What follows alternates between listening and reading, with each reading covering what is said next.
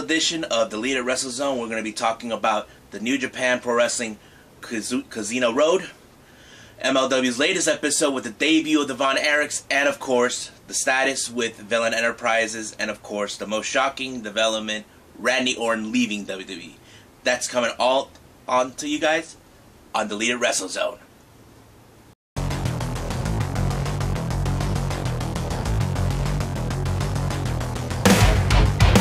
Are you ready? Get up, get up. Get up, get up. Get up, get up. Get up, get up. Get up, get up. Get up, get up. We got some great topics we're going to talk about for the news updates and all this other stuff. So right now, let's start with the Kizuna Road.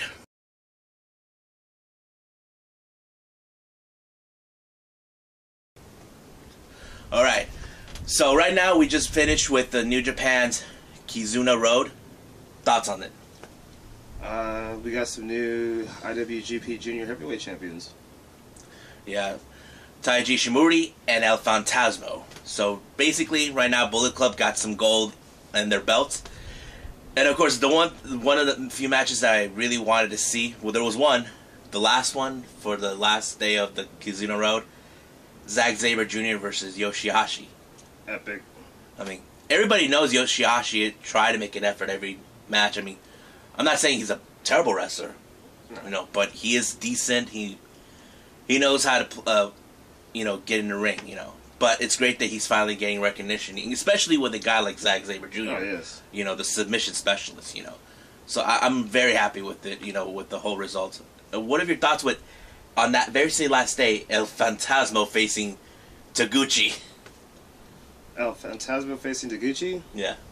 That was another match I like. Really good yeah. spots. I like anything involving a Bullet Club member with Taguchi is comedy to me, for the simple fact that it's if you know this history behind Taguchi and Bullet Club, it's ongoing. It's long-term storytelling with him and Prince Devitt, who started the Bullet Club, and then after that, he's still like facing like the kind of like the aftermath of the fallout of Apollo 55. Yeah. So also we got not only that, many wrestlers are during the Kizuna Road, the ones who are participating in the G1 are going out claiming they're going to win the G1. Like last year, we all assumed it would be Jay White. Of course, Jay White verbally talked about Goto, saying that he was nothing but an epic failure. I mean, Goto, he's a strong wrestler. I mean, I forgot how many times he's been the never open weight champion, you know? But yeah, I wouldn't mess with Goto if I was Jay White. And of course, I forgot Juice Robinson and this one other guy. They want to face the Guerrillas of Destiny for the IWGP. Mikey. Yeah. I forgot his name. We'll go back to that later on. But seeing those two want to face the GOD Guerrillas of Destiny, part of the Bullet Club, for the IWGP Heavyweight Tag Team, that would be a good match to watch in the future, you know? Most definitely. You know, I mean, now we're seeing, like, build more stories going on in Kizuna Road, you know, yes, with titles, storylines with feuds, you know. I mean, right now we're just stepping in with the G1, you know. But also, since now it's over with this Kizuna Road, we're jumping in with the Southern Showdown in Australia, yes, right? So right now I think the roster should be in Australia getting ready to do the show. So, I know you're going to watch it. Oh, yeah. Ospreay versus Robbie Eagle. Yeah, so this is one thing I want to see. So, we'll keep update on Southern Showdown on this one. So.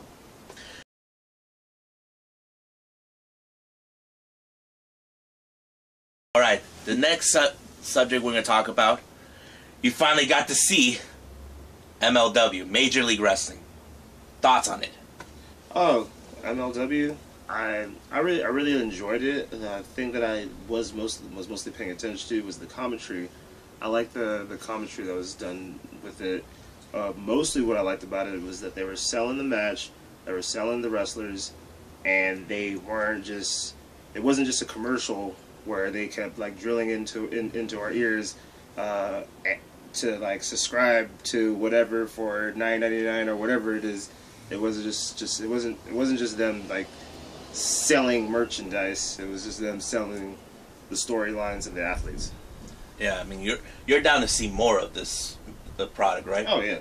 Yeah, so let's talk about the debut of the legendary family that we have known throughout history. Like Cody Rhodes says, wrestling has more than one wrestling family, and we're talking about the Von Erichs, Ross and Marshall Von Erich. What are your thoughts them making their debut with MLW? It was pretty epic. It was a pretty epic match. It turned into a war towards the end of the show. So it's I'm really excited for the things that are to come. Yeah, I mean, people talk about the tragic story of the Von Erichs, you know, with Ross and Marshall's uncles who, you know, tragically passed, but their father is their last remaining member of that particular brotherhood.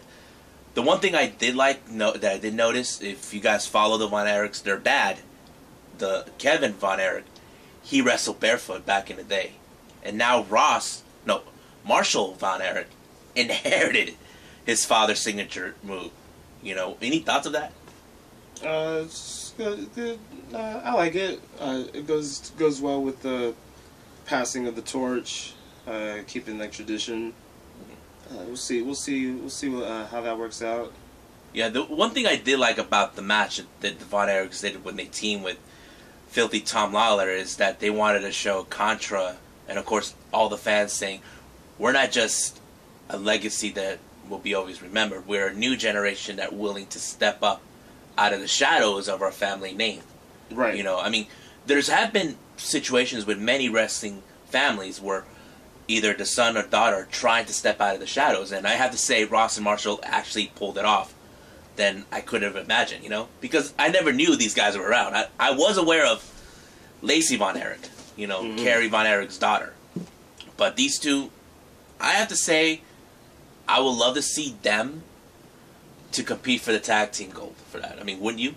Oh, yeah. What's the feeling? I mean, I know right now the current tag team holders is the Hart Foundation, and they're going to put their tag team titles online, I think, against the Dynasty, which is MJF, Richard Holiday, and Hammerstone, you know. But I would love to see more of the Von Erichs. I know they are willing to prove that they're willing to step up out of the family, out of the shadows, to show we're not just a family that's been forgotten due to the tragic, but they're here to show we're here to succeed, to step up the family name.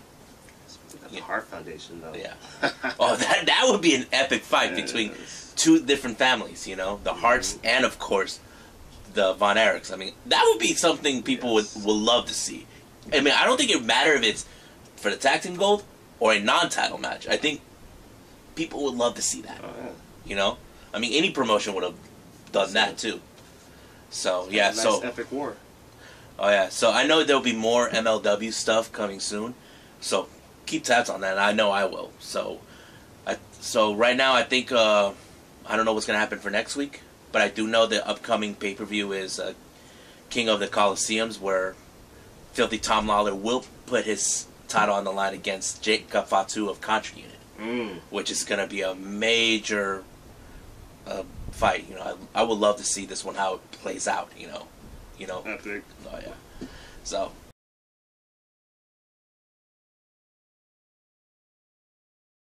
Alright, this next subject, you and I are wearing the shirts right now.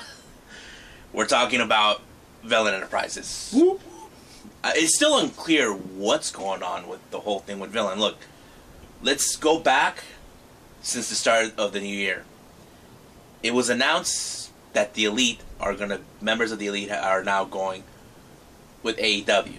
That includes Hangman Page, Kenny Omega, Cody, Matt and Nick Jackson, the Young Bucks, except the villain himself, Marty Scurll. And we were aware that Hangman, Cody, and the Bucks, their contracts were going to be done by the end of last year. And as for Kenny, end of January of this year. Mm-hmm. But, of course, the original information that we did know about Marty, his contract was up by April. Now, I think people were still trying to figure out, why is he still with Ring of Honor?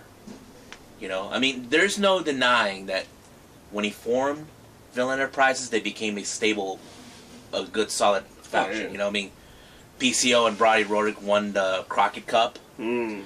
They became the Ring of Honor 6-man tag team champions. Recently, Marty and Brody King became the World Series tag team champions. I mean, these guys have been on a roll. There's no denying that. But I think the original question people asked, why is he still in there, you know? I mean, any thoughts of that? There was talk that his contract was supposed to be up by the end of April. That's not true. And there was also talks that it was going to be up by the end of June. And there's also saying that it's going to be in September. Yeah, I mean, the thing is this, since now he's going with this new segment, that he wants to find a fourth member. Mm-hmm. You know, he's been going all over. I mean, if you guys saw the clip, he approached Bandito. You know, I mean, it's funny, the segment. Yeah. Then he asked Fat Ass Masa. And then he tried Joey Janela. You know, anybody else am I missing? We'll figure that one out. You know, but yeah, I mean, it's still unclear what's happening. I know many fans will love to see him in AEW. Oh, yeah. You know, reunite with his elite brothers. You know, but this recent news came up last night. Yeah. Or yes. There's a photo that Marty actually posted on his Instagram page, shaking hands with Paul Heyman. You know, which is kind of a shocking thing. But we also need to put this on the, how to say, not downside or flip side or something else. You think he's a Heyman guy? I don't know. But here's the thing. There's no denying that his girlfriend, the Virtuosa, Diane Pozero, if that's her name pronounced, is with WWE's NXT. Yes. And I know he meets people from there because I know he lives in the same area with her. You know? And recently he was hanging out with Adam Cole and his girlfriend Britt Baker, Zack Ryder and Chelsea Green for his New Year's party. It's actually a New Day party. New Year's Day party. Really? Yeah. I didn't know that.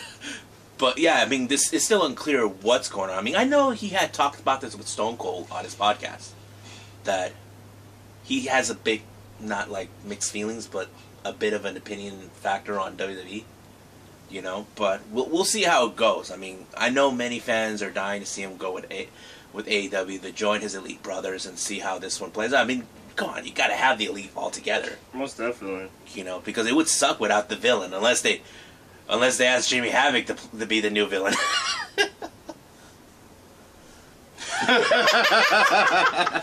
That's disrespectful. I'm just putting it out there. Yeah. Or, I mean, look what happened being the Elite when they were looking for a replacement for a British guy. They did do that. I think that's it for this topic with Villian Enterprises.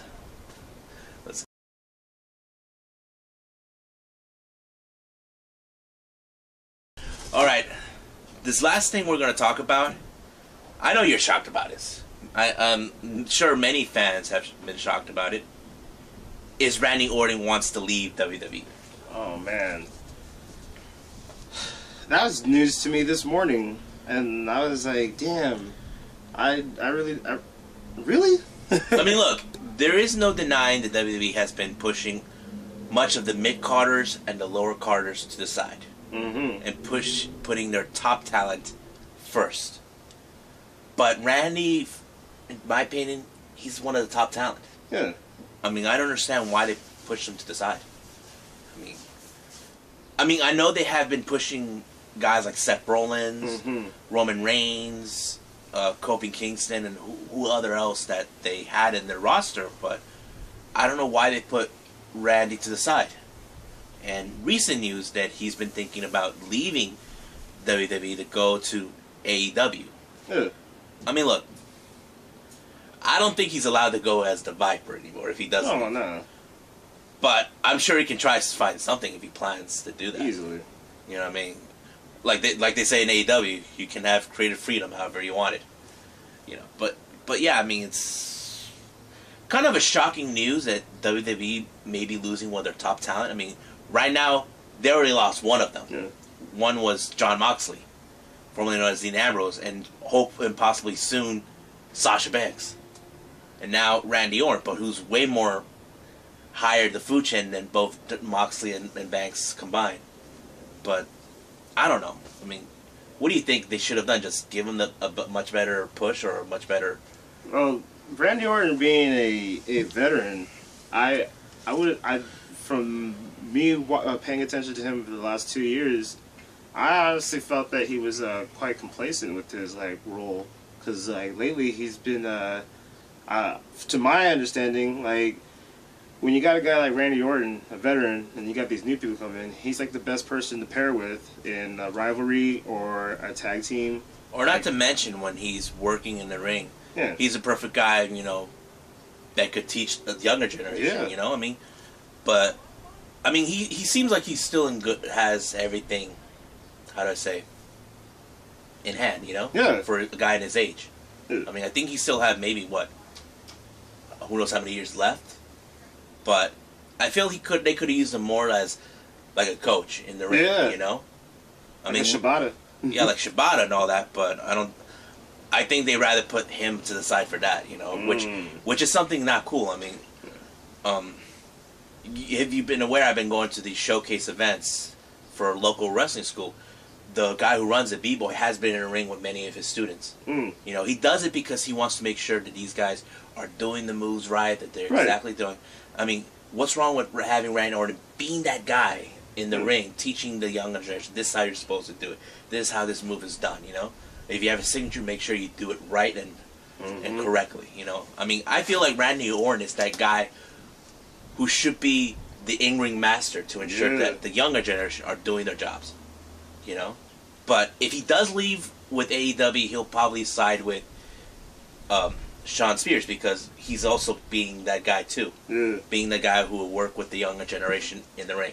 That's right. You know, I mean, it's a good tool to have if you're running a promotion, especially guys like Orton, who is a veteran, but he can show the younger generation how it's done.